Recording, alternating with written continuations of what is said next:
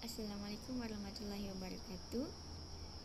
Saya Siti Nadayana binti Ahmad Syawal daripada kelas 4 Cempaka, Sekolah SMK Datuk Penggawa Barat, akan membuat satu video yang berkaitan bab 10. Ini saya akan buat kesimpulan daripada bab 10, apa yang saya dapat dan apa yang saya perolehi. Dan video ini sebagai tugasan saya pada kali ini, yang ianya berdurasi selama 10 minit. Jadi, stay tune. Okey. Bab 10 ni menceritakan tentang pemasyhuran kemerdekaan di negara kita dari pelbagai segi dan daripada pelbagai sudut. Okey. Kemerdekaan ini satu-satunya yang perlu dihargai dan dihormati dan selalu diraikan. Kemerdekaan ini menunjukkan kita bebas daripada negara luar ataupun pengaruh luar dan kita bebas daripada terancam. Okey. Daripada bab 10 ni kita dapat pelajari apa maksud kemerdekaan itu. Okey. Saya akan membacakan makna kemerdekaan yang sangat saya rasa teruja. Okey. Daripada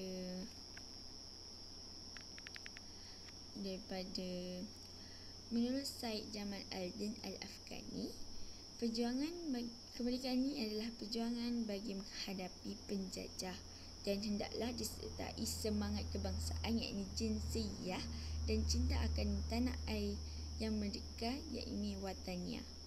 Dari situ perkataan wataniyah, jinsiyah tu dah menarik perhatian saya. Okey, dan beliau yakin juga rakyat perlu membebaskan diri daripada penceroboh pihak luar dengan bersatu padu bagi mentahkan maruah diri, bangsa, agama dan negara. Okey. Maksud pengertian tu sangatlah ianya sangatlah menepati apa yang saya rasa terhadap kemerdekaan. Kita perlu mempertahankan jiwa dan raga kita untuk kemerdekaan semata-mata. Dan kita perlu sentiasa mengingati jasa-jasa pejuang terdahulu. Okey, seterusnya persediaan untuk sambut kemerdekaan. Okey. Ini terbahagi pada dua, iaitu jawatan persediaan fizikal dan jawatan sambutan. Jawatan persediaan fizikal ni dari segi kita nak buat bendera, wujudnya bendera kita jala gemilang, wujudnya carta negara dan wujudnya bunga kebangsaan. Semua tu wujudnya dan yang melambangkan kemerdekaan tu dari situ. Jawatan persediaan fizikal ni yang buat. Dan saya sangat tertarik yang lagu Negaraku dibuat, lagu rasmi dicipta. Lagu ni dicipta daripada lagu Terang Bulan, lagu Negeri Perak yang ditulis oleh Saiful Bahari. Walaupun daripada lagu orang lain, tapi makna lagu tu menceritakan negara kita dan ianya mententeramkan hati semestinya untuk para rakyat di negara, kerana ia menceritakan betapa bebasnya negara kita daripada pihak luar. Okey, daripada jawatan kuasa sambutan ni,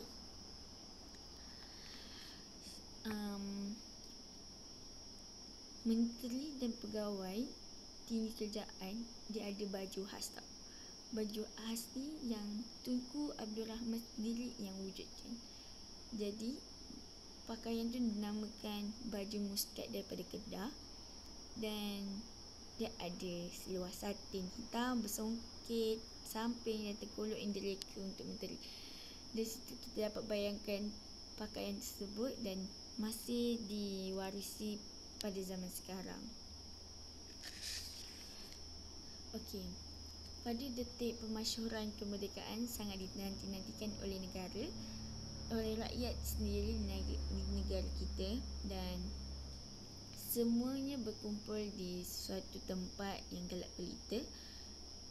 Ini mereka berkumpul di Padang Kelab Selangor. Padang Kelab Selangor. Dan pada malam tu semua gelap, dan pada waktu tu mereka menunggu parti perikatan, dan 300 orang melakukan pembarisan dan diketuai oleh Ismail Bontak. Okey, pada ketika itu laungan kemerdekaan sangat digerungi dan ditunggu-tunggu oleh semua rakyat. Pada ketika itu laungan kemerdekaan dilaungkan sebanyak 7 kali dan rakyat ikut laungan tersebut. Dan pada ketika itu tidak kira bangsa Melayu, Cina atau India berkumpul bersama-sama tanpa pergaduhan, tanpa perselisihan. Jadi dari situ kita nampak negara kita tak kira kaum boleh menyambut kemerdekaan, dan kita perlu bersatu padu dalam menjayakan suatu upacara, dan dari situ kita dapat upacara yang menarik dan sangat diingati sepanjang tahun. Dan perpaduan ni sangatlah berguna tidak kira pada tahun bila. Okey. Dan sebagai contoh, pada tahun sekarang COVID-19, kita tidak kira kaum Melayu, Cina atau India, apabila perintah kawalan diwujudkan, mereka bersama-sama duduk di rumah dan tidak keluar, dan dari situ negara kita disanjung tinggi oleh negara luar. Dan saya berbangga sebagai rakyat Malaysia. Dan saya tengok daripada video YouTube semua, banyak negara luar menceritakan pasal negara Malaysia, dan ini sangat terharu kerana, dan terima kasih juga sebab kepada semua. Okey, kemerdekaan ini juga memberi kesan yang besar kepada politik, peringkat antarabangsa, sosial dan ekonomi negara sendiri. Okey, saya sangat tertarik dengan peringkat antarabangsa, iaitu pertahanan negara. Pada mulanya, Malaysia tidak diterima masuk ke Commonwealth, dan selepas merdeka, negara kita dapat menganggotai Commonwealth, dan dari situ kita dapat manfaat daripada Commonwealth yang boleh merapatkan hubungan sosio-ekonomi kepada negara luar, terhadap negara luar. Maksudnya ikatan negara kita tu dapat dikukuhkan, dapat dikuatkan, dan dari situ pertahanan negara juga dapat dikuatkan. Okey, kita dah merapatkan hubungan. Dari situ kita dapat bantuan pertahanan, dan kita dapat bantuan pertahanan daripada Britain, Australia dan New Zealand. Ketiga-tiga negara ini memberi bantuan kepada Malaysia, dan wujudnya Anglo-Malayan Defence Agreement AMDA pada tahun 1957. Okey, ini menunjukkan tiga negara ini perlu memberi bantuan sesama sendiri, dan pada ketika negara-negara tersebut susah. Okey, ini perjanjian yang telah dilakukan. Jadi saya sangat menarik perhatian, kerana dengan kemerdekaan itu sendiri kita dapat majukan negara. Kemudahan asas juga dapat diwujudkan untuk rakyat supaya berselesa.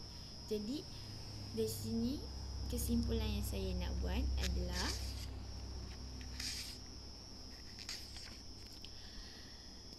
kita hendaklah menghargai pejuang terdahulu yang sudah bersusah payah berbakti untuk berjuang untuk memajukan negara, memerdekakan negara kita. Dari situ kita kena sentiasa menyambut kemerdekaan pada tanggal 31 Ogos 1957. Dan kesimpulannya, kemerdekaan negara yang dicapai dengan rundingan tanpa pertumpahan darah memperlihatkan kebijaksanaan pemimpin kita dalam usaha mencorakkan masa depan negara dengan harmoni. Sekian sahaja daripada saya. salah silap daripada saya, harap maaf, dan kalau kekurangan isi tu saya minta maaf, dan itu saja kesimpulan daripada saya. Sekian, terima kasih.